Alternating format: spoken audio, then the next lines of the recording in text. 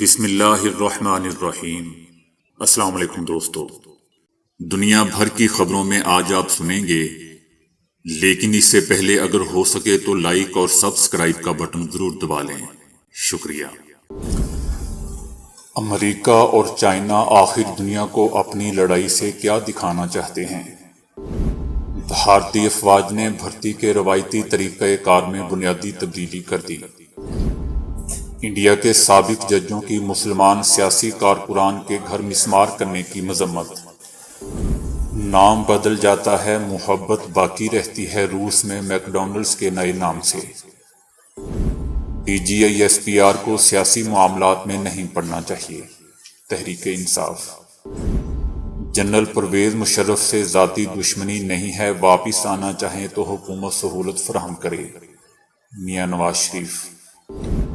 نواز شریف کے پاس جنرل مشرف کی واپسی کی حمایت کے سوا کوئی راستہ نہیں۔ شیخ رشید احمد۔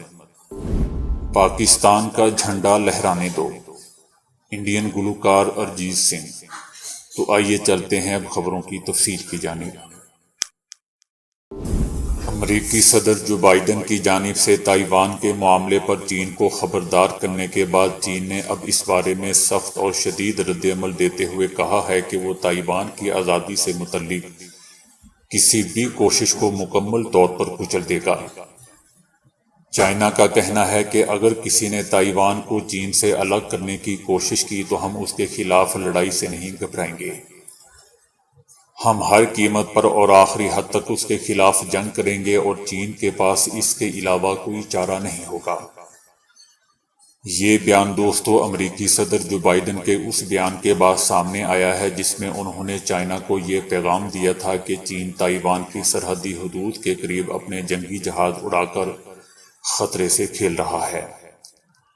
اگر تائیوان پر حملہ کیا گیا تو وہ امریکہ عسکری طور پر اس کا دفاع کرے گا۔ تائیوان امریکہ کو اپنا سب سے بڑا اتحادی قرار دیتا ہے اور امریکہ میں ایک قانون موجود ہے جس کے تحت وہ اس جزیرے نما ملک کے دفاع میں مدد دینے کا پابند ہے۔ امریکہ اور چین کے درمیان تائیوان کو لے کر روایتی بیان بازی میں حالیہ شدت اس وقت آئی جب چائنا نے تائیوان کی فضائی حدود میں اپنے جنگی جہاز بھیجنے میں اضافہ کیا، اور گزشتہ ماہ ہی چائنا نے اپنی جنگی جہازوں کی ایک بڑی فارمیشن تائیوان کی فضائی حدود میں بھیجی، جبکہ اس کے رد عمل میں امریکہ نے تائیوان کے پانیوں میں اپنے جنگی بحری جہاز اتار دیے۔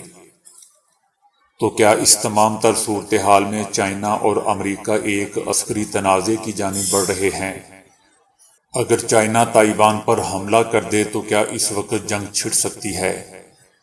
چائنا نے ماضی میں یہ کہا تھا کہ اگر ضروری ہوا تو وہ طاقت کے استعمال سے تائیوان کو دوبارہ حاصل کر سکتا ہے، لیکن بہت سے تجزیہ کاروں کا خیال ہے کہ اس وقت ایسا کچھ نہیں ہونے جا رہا۔ اس بات پر بھی بحث ہوتی رہی ہے کہ آیا چائنا کے پاس حملے کی صورت میں کامیاب ہونے کی فوجی صلاحیت موجود ہے، جبکہ تائیوان اپنے فضائی اور سمندری دفاع کو کافی حد تک بڑھا رہا ہے۔ چائنا کو اس بات کا ادراک ہے کہ ایسا کوئی بھی قدم نہ صرف اس کے لیے بلکہ دنیا کے لیے بھی بہت تباہ کن اور مہنگا ثابت ہوگا۔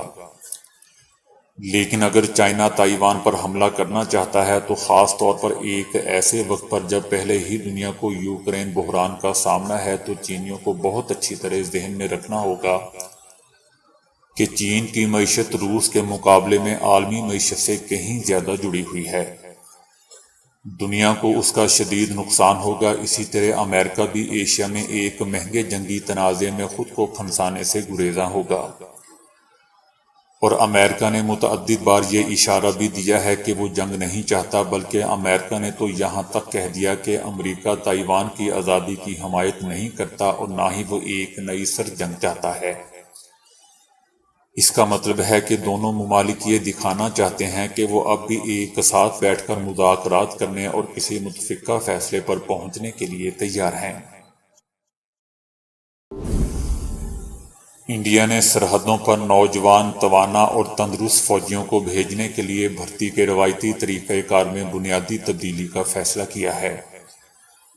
بھارتی انگریزی اخبار دا ٹائمز آف انڈیا کا کہنا ہے کہ بھارتی آرمی میں آفیسر رینک سے نچلی سطح تک فوج میں کی جانے والی بھرتیوں کے طریقہ کار میں لائی جانے والی تبدیلی کے نتیجے میں اب مدت ملازمت صرف 4 سال ہوگی، وگرنہ پرانے طریقہ کار کے تحت کم از کم 17 سال ملازمت لازمی تھی۔ بھارت کا شمار دوستوں دنیا کے ان ممالک میں ہوتا ہے جن کے پاس فوج کی بڑی تعداد موجود ہے۔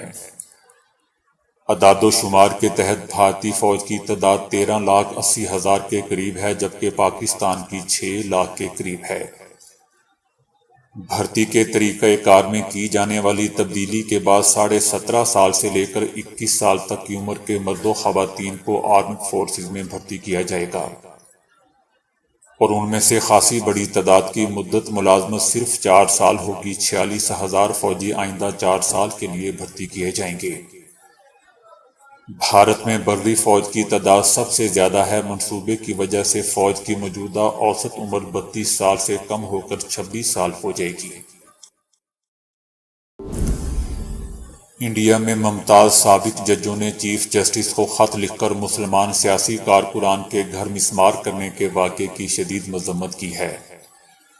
انہوں نے خط میں لکھا ہے کہ ریاستی حکومت کا مسلم کارکنوں کے گھروں کو مسمار کرنا غیر قانونی اقدام ہے۔ دوستو، یاد رہے کہ حکمران جماعت بھارتیہ جنتا پارٹی کی سابق ترجمان نوپور شرما کے گستاخانہ تبصرے سامنے آنے کے بعد نہ صرف انڈیا میں مظاہرے شروع ہو گئے تھے بلکہ مسلمان ممالک نے بھی اس کی شدید مذمت کی تھی۔ شمالی ریاست اتر پردیش میں بی جے پی کے سخت گیر وزیر اعلیٰ یوگی نے گزشتہ ہفتے مظاہروں میں ملوث افراد کی غیر قانونی عمارتیں مسمار کرنے کا حکم دیا تھا۔ خط میں سپریم کورٹ پر زور دیا گیا ہے کہ وہ اتر پردیش میں امن اور قانون کی بگڑتی ہوئی صورتحال کو بہتر بنانے کے لیے اقدامات کرے۔ کلکتہ میں ہزاروں مسلمانوں نے منگل کو احتجاج کیا، جبکہ کئی علاقوں میں مسلمانوں اور ہندوؤں جبکہ مظاہرین اور پولیس کے درمیان جھڑپیں بھی ہوئیں، جن میں کم از کم 400 افراد کو گرفتار کیا گیا ہے۔ دوستو، حضرت محمد صلی اللہ علیہ وآلہ وسلم کی شان میں گستاخی کوئی بھی مسلمان برداشت نہیں کر سکتا، مگر بھارتیہ جنتا پارٹی کی سابق خاتون ترجمان نوپور شرما کے نبی کریم صلی اللہ علیہ وآلہ وسلم کی شان میں گستاخانہ بیان دیا گیا، جس پر بی جے پی نے معافی مانگنے کی بجائے الٹا مسلمانوں پر ظلم کی انتہا کر ڈالی۔ صرف یہی نہیں بلکہ بی جے پی والوں نے پولیس کے ساتھ مل کر بھارت میں مقیم مسلمانوں کے گھر مسمار کرنا شروع کر دیے، جس کے باعث وہ بے گھر ہو کر سڑکوں پر آ گئے۔ اس سارے معاملے پر بھارتی ریاست اتر پردیش کے شہر الہ آباد میں ایک ویلفیئر پارٹی کے رہنما محمد جاوید کی گرفتاری اور ان کا گھر مسمار کرنا ہے، اور اسی وجہ سے ان کی بیٹی آفرین فاطمہ بھی خبروں کی زینت بنی ہوئی ہیں۔ آفرین فاطمہ نے علی گڑھ مسلم یونیورسٹی کی خواتین کالج کی طلبہ یونین کی بھی قیادت کی ہے۔ وہ مختلف مسائل کے بارے میں آواز اٹھاتی رہی ہے، بشمول کرناٹک میں حجاب کا تنازعہ، بلی بائی ایپ تنازعہ، سلی ڈیل تنازعہ، شہریت ترمیمی قانون سمیت دیگر میں اپنی آواز بلند کی۔ آفرین فاطمہ اب والد کی گرفتاری اور غیر قانونی طور پر گھر مسمار کیے جانے کے خلاف بھی ڈٹ گئی ہیں۔ روس میں امریکہ کی مشہور فوڈ چین میک ڈونلڈز کو ایک نئے نام کے ساتھ کھول دیا گیا ہے۔ روس میں کھولے جانے والے ریسٹورنٹ پروکونسو اینڈ ٹوچکا لکھا گیا ہے، جس کا اردو میں مطلب بنتا ہے مزیدار اور بس۔ میک ڈونلڈز نے روس کے یوکرین پر حملے کے بعد ملک سے نکلنے کا اعلان کیا تھا اور کہا تھا کہ وہ اپنے 850 ریسٹورنٹ فروخت کر دے گا۔ اتوار کو اس فوڈ کمپنی کی جانب سے روس میں اپنے پہلے ریسٹورنٹ کو کھولا گیا جس نے میک ڈونلڈز کو خریدا تھا۔ نیا نام ماضی کے ان روسیوں کو ذہن میں رکھتے ہوئے رکھا گیا ہے جو مغربی اشیاء کے استعمال کے عادی ہو چکے ہیں۔ ریسٹورنٹس کے سٹاف ممبرز کی یونیفارم پر لکھا گیا ہے کہ وہی مسکراہٹیں، اسی طرح یہ الفاظ بھی لکھے گئے ہیں، نام بدل جاتا ہے، محبت باقی رہ جاتی ہے۔ ریسٹورنٹ کے کوالٹی مینیجر کا کہنا ہے کہ برگرز بنانے کے طریقہ کار میں تبدیلی نہیں کی گئی ہے، جبکہ ان کی تیاری کے لیے میک ڈونلڈز کے ہی سامان کو برقرار رکھا جا رہا ہے۔ پاکستان تحریک انصاف نے کہا ہے کہ DGISPR کو سیاسی معاملات کی تشریح نہیں کرنی چاہیے، بیرونی مداخلت کے الفاظ مراسلے میں استعمال ہوئے ہیں۔ یہ سب حقائق مراسلے کے اندر موجود تھے۔ کہا گیا تھا کہ اگر تحریک عدم اعتماد ناکام ہوئی تو پاکستان کے لیے مشکل ہوگا۔ سائفر میں سیدھی پاکستان کو دھمکی دی گئی تھی۔ ہم چاہتے ہیں کہ جوڈیشنل کمیشن بنایا جائے اور حقائق قوم کے سامنے لایا جائے۔ وزیر اعظم عمران خان یہ نہیں کہہ رہے کہ ان کے تجزیے کو مان لیا جائے، ان کا مطالبہ صرف یہ ہے کہ قوم کا حق بنتا ہے کہ حقیقت تک پہنچا جائے۔ اگر یہ تحقیقات نہیں ہوں گی تو معاملہ ختم نہیں ہوگا۔ ہم چاہتے ہیں کہ دوبارہ ایسا کچھ نہ ہو۔ وزیر اعظم عمران خان کا روس جانے کا فیصلہ سب سے مشاورت کے بعد کیا گیا تھا۔ ہماری امریکن ایمبیسی سے ملاقات کی لسٹ آپ کے سامنے آ جائے گی۔ امریکی سازش کا ماڈل پہلے سے ہی موجود ہے۔ ہم یہ کہہ رہے ہیں کہ امریکہ یہ پہلی بار نہیں کر رہا۔ اگر یہ سازش نہیں تو سپریم کورٹ کو یہ اجازت کیوں نہیں دی جا رہی کہ اس کی تفتیش کرے؟ میاں نواز شریف نے کہا ہے کہ میری جنرل پرویز مشرف سے کوئی ذاتی دشمنی نہیں ہے، نہیں چاہتا کہ وہ اپنے پیاروں کے بارے میں جو صدمے مجھے سہنا پڑے وہ کبھی کسی اور کو سہنا پڑے۔ جنرل پرویز مشرف کی صحت کے لیے اللہ تعالیٰ سے دعا گو ہوں۔ جنرل پرویز مشرف واپس آنا چاہیں تو حکومت سہولت فراہم کرے۔ میری جنرل پرویز مشرف سے کوئی ذاتی دشمنی نہیں ہے، وہ واپس آنا چاہیں تو حکومت سہولت فراہم کرے۔ شیخ رشید احمد کا کہنا ہے کہ نواز شریف کے پاس جنرل مشرف کی واپسی کی حمایت کے علاوہ کوئی راستہ نہیں ہے۔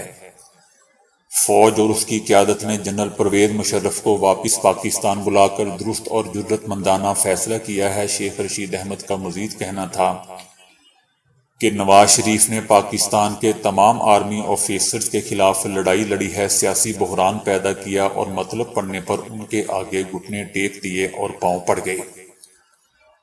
اب نواز شریف کو پاکستان آنے سے کس نے روکا ہے؟ آئیں، ضرور آئیں۔ انہوں نے کہا کہ امپورٹڈ حکومت کا ایجنڈا اپنے کیسز ختم کرنا اور مہنگائی مسلط کرنا ہے۔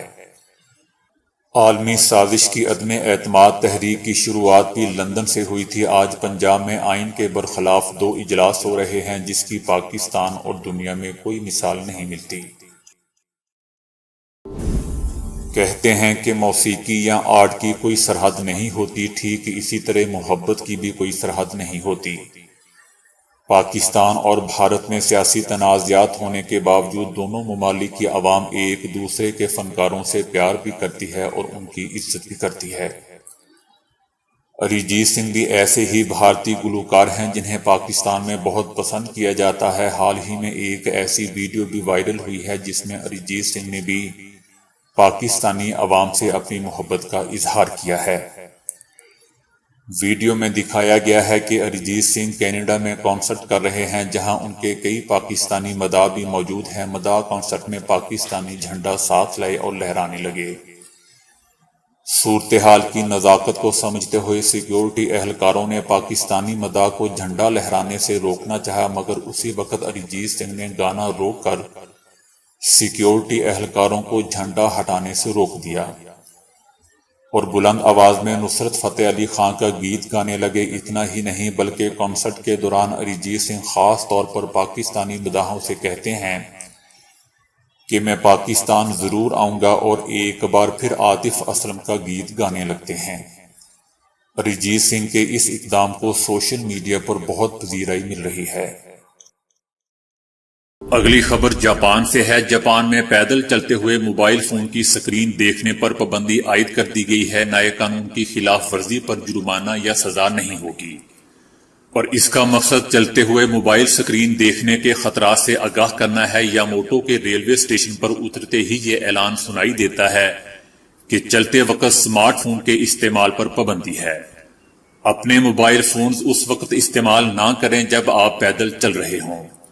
ریلوے اسٹیشن پر ہر طرف ہدایات درج ہیں جن کے ذریعے اس نئے قانون کے حوالے سے آگاہ کیا گیا ہے۔ بینرز پر لکھا گیا ہے کہ سڑک، پارک یا کسی بھی عوامی مرکز میں پیدل چلتے ہوئے موبائل کی سکرین دیکھنے پر پابندی ہے۔ شہریوں کی بڑی تعداد نے اس نئے قانون کی حمایت کی ہے جس میں بڑی عمر کے علاوہ نوجوان بھی شامل ہیں۔ جاپانی موبائل کمپنی NTT کی تحقیق کے مطابق پیدل چلتے ہوئے موبائل فون دیکھنے والوں میں سے 95% ایسے افراد ہیں جن کی توجہ سکرین پر مرکوز ہونے کے باعث انہیں سامنے نہیں دکھائی دے رہا ہوتا ہے۔ اگلی دلچسپ خبر امریکہ سے ہے کہ امریکی غذائی ماہرین نے عام دستیاب دودھ کے ہزاروں نمونوں کا تجزیہ کرنے کے بعد انکشاف کیا ہے کہ کچے دودھ میں اینٹی بائیوٹک دواؤں سے مزاحمت رکھنے والے جین کی زیادہ مقدار موجود ہوتی ہے، لہٰذا اس دودھ کو اچھی طرح ابالنے کے بعد ہی استعمال کرنا ضروری ہے۔ ریسرچ جرنل میں شائع شدہ تحقیق کے مطابق اس مطالعے کی غرض سے امریکہ کی 5 ریاستوں میں مختلف مارکیٹوں سے دودھ کے 2034 نمونے جمع کیے گئے، جو یا تو بالکل کچے تھے یا پھر انہیں 3 الگ الگ طریقوں کے ذریعے جراثیم اور دیگر مضر اجزاء سے پاک کیا گیا تھا۔ اسٹڈی میں جہاں یہ بات سامنے آئی کہ اگر کچے دودھ کو فریج میں رکھ دیا جائے تو اس میں جراثیم زیادہ نہیں ہوتے، وہیں یہ بھی معلوم ہوا ہے کہ کچے دودھ میں ایسے خطرناک جین کی مقدار خاصی زیادہ ہوتی ہے جو اینٹی بائیوٹکس کے خلاف مزاحمت رکھتے ہیں اور عام ٹیمپریچر پر دودھ میں خطرناک جراثیم کی تعداد میں تیزی سے اضافہ بھی کرتے ہیں۔ یہ بات دوستو اس سے پہلے بھی ایک اسٹڈی میں سامنے آ چکی ہے، لیکن موجودہ تحقیق میں اس کا تعلق جراثیم کی تعداد بڑھنے سے بھی ثابت ہوا ہے، جو ایک تشویشناک امر ہے۔ اس تحقیق کی روشنی میں بزرگوں کی پرانی نصیحت ایک بار پھر تازہ ہوئی ہے کہ دودھ کو ہمیشہ اچھی طرح ابال کر پینا چاہیے۔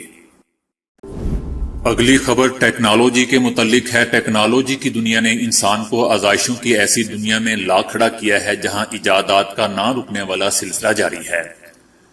اب حاضر ہے کاغذ جتنے پتلے ٹی وی پینل کا، جن میں سے ایک اتنا لچکدار ہے کہ اس کو لپیٹا جا سکتا ہے۔ ٹی وی بنانے والی کمپنی کا کہنا ہے کہ اس لچکدار 18 انچ ٹی وی پینل کو جب لپیٹا جائے گا تو یہ 3 سینٹی میٹر قطر کی ٹیوب بن جائے گی۔ لچکدار ٹی وی کی ریزولیشن 1200 بائی 810 پکسل ہے اور اس کو 3 سینٹی میٹر قطر کی ٹیوب میں لپیٹنے کے بعد بھی اس میں کوئی فرق نہیں پڑتا۔ ٹی وی پینل میں لچک اس لیے ممکن ہو سکی کہ اس میں پلاسٹک نہیں بلکہ پولیمائڈ فلم استعمال کی گئی ہے۔ لچکدار سکرین ایک اہم ایجاد ہے، یہ باقی ٹی وی سیٹ سے زیادہ پائیدار ہوگی۔ اس کا مطلب یہ ہے کہ جلد ہی ایسی بہترین سکرینیں بنائی جائیں گی جس کا استعمال جہازوں میں بھی ہوگا۔ انڈین ریاست مہاراشٹر میں کرونا ویکسین لگوانے پر معمر خاتون کی بینائی لوٹ آئی۔ کرونا ویکسین کے حوالے سے جہاں بہت سی منفی باتیں زیر گردش ہیں، وہیں مہاراشٹر کے واشم ضلع کی معمر خاتون نے دعویٰ کیا ہے کہ کرونا ویکسین لگوانے کے بعد ان کی بینائی واپس لوٹ آئی ہے۔ ان کی بینائی 9 سال قبل موتیا کی وجہ سے چلی گئی تھی اور انہیں دونوں آنکھوں سے نظر نہیں آتا تھا۔ خاتون کا کہنا تھا کہ اپنے رشتہ داروں کے ساتھ رہتی ہوں اور انہوں نے ویکسین کی پہلی ڈوز لگوائی تھی۔ ویکسین لگوانے کے اگلے ہی روز ان کی 30 سے 40% بینائی واپس لوٹ آئی۔ بھارتی ریاست مہاراشٹر کے ضلع ناسک میں بھی ایک معمر شخص اروند سونار نے دعویٰ کیا ہے کہ کورونا کی دوسری ویکسین لگوانے کے بعد ان کے جسم سے لوہے کی چیزیں چپک رہی ہیں۔ تاہم دوستو اس بارے میں کوئی سرکاری تصدیق نہیں کی گئی ہے۔ روس نے بیکٹیریولوجیکل خطرات سے محفوظ رکھنے والے کرنسی نوٹ چھاپنا شروع کر دیے ہیں۔ روسی حکومت نے روسی کرنسی روبل کو اینٹی بیکٹیریولوجیکل قرار دیا ہے۔ بینک آف روس کے currency paper geochemical properties کے ساتھ بنائے جاتے ہیں، جس کی وجہ سے وہ جراثیم کش ہوتے ہیں۔ روس کے سینٹرل بینک اپنے کرنسی نوٹوں کو جراثیم سے محفوظ رکھتا ہے۔ اس وقت 200 روبل کا نوٹ مائکروبیل خصوصیات کا حامل ہے، لیکن 2025 تک اپ گریڈ شدہ بینک نوٹ مارکیٹ میں دستیاب ہوں گے۔ ان کرنسی نوٹوں کا نہ صرف ڈیزائن پہلے سے بہتر ہوگا بلکہ وہ جراثیم سے بھی محفوظ ہوں گے۔ انسولین کی دریافت کو 100 سال مکمل ہونے پر ایک اہم تحقیق سامنے آئی ہے، جس میں کہا گیا ہے کہ شوگر میں جگر اور اس سے وابستہ نیورو ٹرانسمیٹر اہم کردار ادا کرتے ہیں۔ یونیورسٹی آف ایریزونا سے وابستہ پروفیسر بنجامن کہتے ہیں کہ شوگر میں ہم بطور خاص صرف خون میں گلوکوز کی سطح کم کرنے پر زور دیتے ہیں۔ وہ کہتے ہیں کہ چربی اور چکنائیوں سے بھرا جگر انسولین کی حساسیت کو متاثر کرتا ہے۔ جب جگر پر چکنائی بھر جاتی ہے تو نیورو ٹرانسمیٹر کا اخراج بڑھ جاتا ہے، جس سے امائنو بیوٹائرک ایسڈ بڑھ جاتا ہے، جس سے دماغ کے مرکزی اعصابی نظام میں اعصابی سرگرمی یعنی سگنل بھیجنے کا عمل سست ہو جاتا ہے۔ جب جگر اور دماغ کی برقی زبان یعنی نیورو ٹرانسمیٹر کا تعلق کمزور ہوتا ہے تو بدن کے اندر شکر کی مقدار کو تلف کرنے کے سگنل بھی کمزور ہو جاتے ہیں۔ دوسری جانب ماہرین بھی اس ضمن میں ورزش کرنے اور جگر کی چربی دور کرنے پر زور دے رہے ہیں۔ تو دوستو ابھی کے لیے اتنا ہی۔ ویڈیو کو لائک اور شیئر کرنے کا بہت بہت شکریہ۔